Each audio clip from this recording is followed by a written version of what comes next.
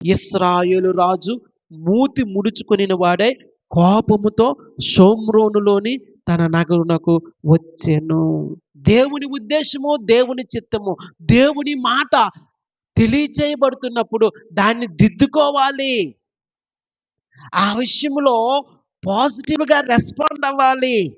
అంతేగాని దేవుడు తెలియచేస్తూ ఉండినప్పుడు, లేదా దేవుడు మనల్ని దిద్దుతూ ఉండినప్పుడు మూతి ముడుచుకొని దేవునికి వ్యతిరేకముగా మనం పాపము చేయకూడదు.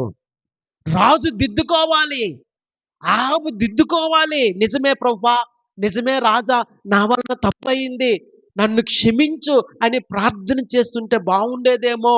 నేను చేసింది పొరపాటే. నా శత్రువుని నా చేతికి నువ్వు అప్పగించినప్పుడు వానిని నేను హతమార్చకుండా, ఇదిగో నా శత్రువుని నేను పోనిచ్చి తిని గనక ఇది నా పాపమే, నన్ను క్షమించు అని ఆహాబు ప్రార్థన